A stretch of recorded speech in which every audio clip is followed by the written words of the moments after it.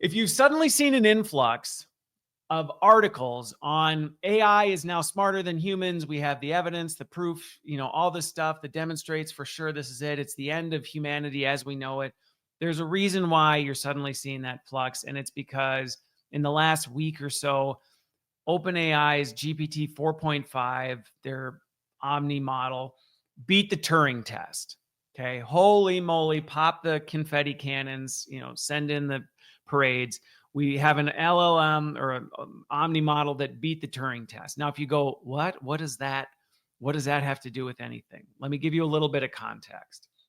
Back in 1950, so lest you think computers and, measuring artificial intelligence is a new thing. Back in 1950, a British mathematician and computer guy, Alan Turing, developed this test. He created a test that was designed to assess computer intelligence and compare it to human intelligence so that we could start to see, hey, how is it doing?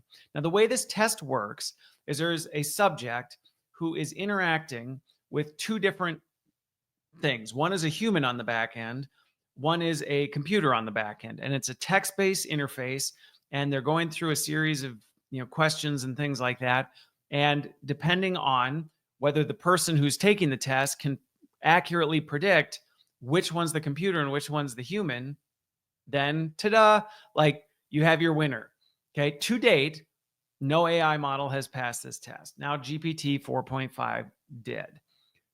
As you can imagine, the logical conclusion is this is the end of the world. Now machines are there. Now it's only going to get smarter than us and all this other good stuff. I think there's some merit to some of what's coming from that, but I also want to help calm the noise because I don't think it is what it's being presented as. And I also want to give people context and clarity around this because it's a very polarizing topic. And for whatever reason, I love leaning into polarizing topics, hopefully with the goal of bridging some unity and going, look, can we quit arguing about the specifics of this? Because we could go around forever. Now, you can imagine any sort of test that says a computer is better than a human is going to have controversy around it. And some of the haters of the test say, well, it's not an accurate measure. Passing the test, behavior is not the same as intelligence, and our brains don't operate quite the same as a machine, and so it doesn't work quite that way. The scope, I just described how the test works. Just think of the amount of variability in, well, what questions are they going to ask? And if it's the same questions, couldn't the machine just learn the pattern and then figure out the pattern? And, what if the person behind the screen, the human person, is tired or crabby or just gotten in an argument with it? There's so many variables. And I think that is a good reason to not just buy into the hype of, oh, it passed this test, therefore AI is more intelligent than human beings. I can also tell you, I have played with 4.5. I think it's great. To me, I still think it's extremely foolish as compared to a human being. Now, again, even that measure is like, well, no two human beings are the same. So do you see where this starts to get really, really complicated, and why when articles come out saying machines are smarter than humans, people get upset? And they should, because there are people who don't understand all this complexity that then go, oh, great, 4.5 is smarter than humans. I don't need humans anymore. We'll just use machines for everything. And that's a really, really dangerous and unhealthy conclusion to draw. But you can see how things like this can lead people to it. So if you heard this news and you were one of the people who went, perfect, like, look at that, AI is smarter than a machine, so we're good, we can go all in on AI, please don't. Because it is still really, really easy to trip up GPT 4.5, and it'll be easy to trip up any of these things. Now, one thing that I want to describe about the test, and then I'll talk about how maybe we think about this in a wise way.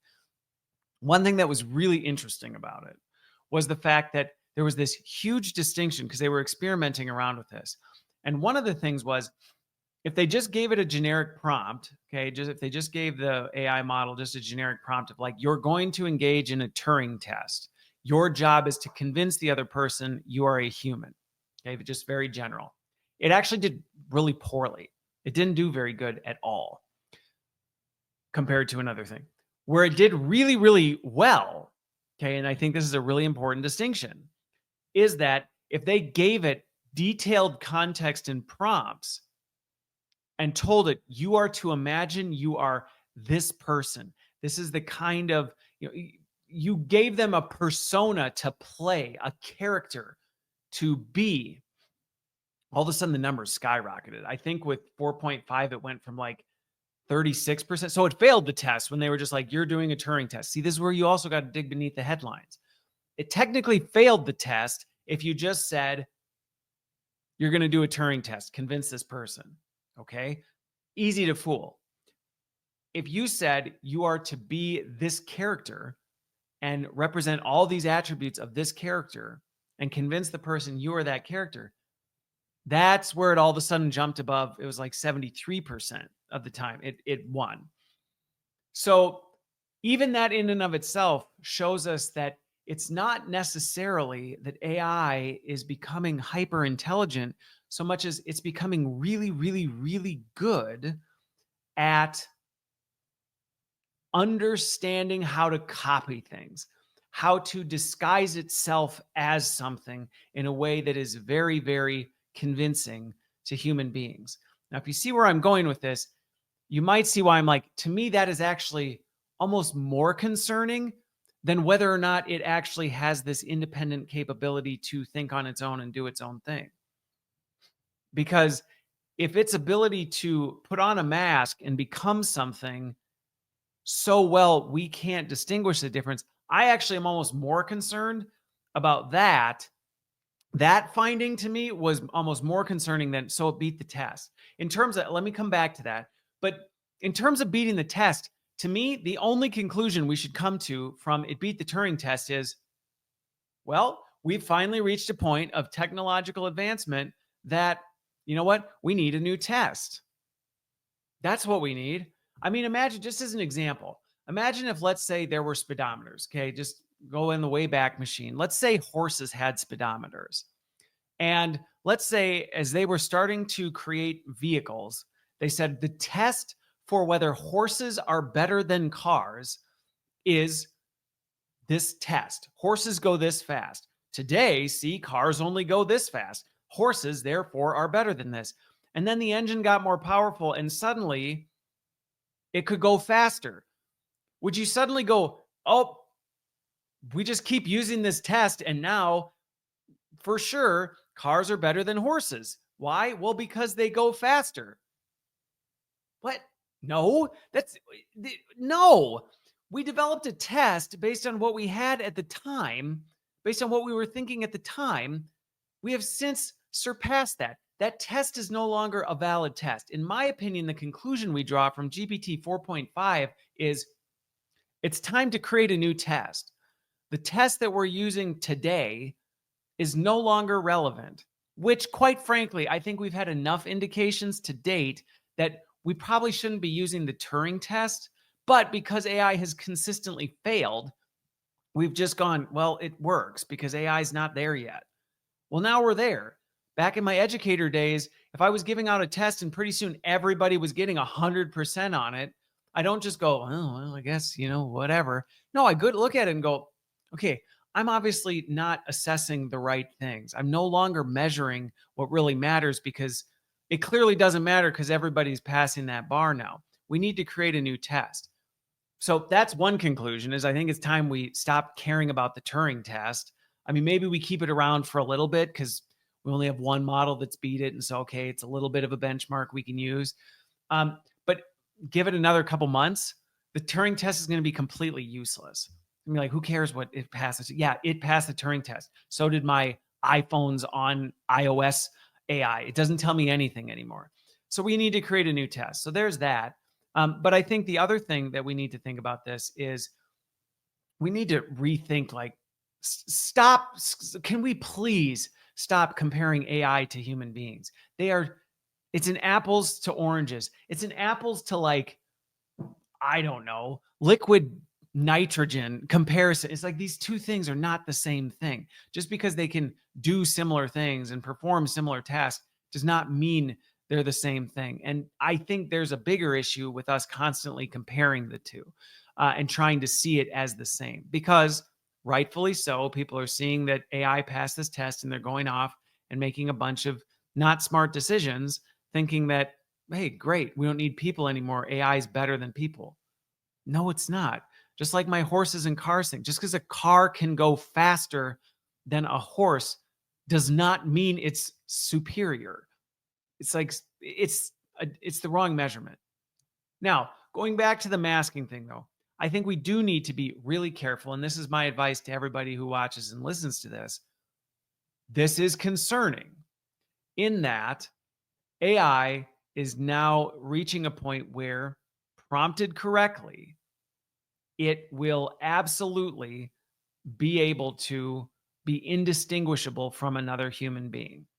Okay. Now, does that mean you need to live in fear? No. For businesses, does it might mean, hey, maybe we can consider AI in certain areas where we weren't before? Yes, it does.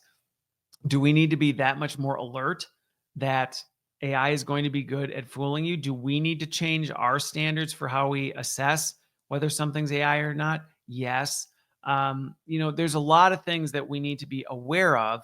And this to me has always been my concern about AI. It's not about the capability itself.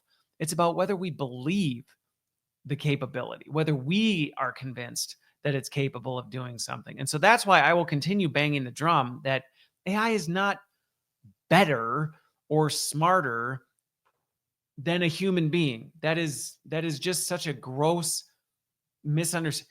Let's dig into what, for what purpose, when used in what context, for what end game. Yeah, then we can start to measure and go, does it make sense? Does it not? But please don't get sucked into the hype. Don't think that this is the end. Don't do all that. Yes, raise your awareness. Yes, be more conscious of the fact that, hey, you might be more fooled by AI than you were in the past, and it's only going to get more of a risk.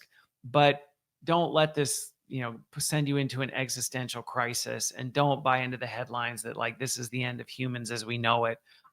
Because 4.5 passed the Turing test, a test from 1950. When I guarantee if we brought Alan Turing today and said, hey, look what computers can do, he'd be like, this test was not designed to assess this kind of stuff. Like I did not have this in mind. He probably would have said we reached AGI in, 1980 or something like that. I mean, it's just not even there. Okay, enough on that.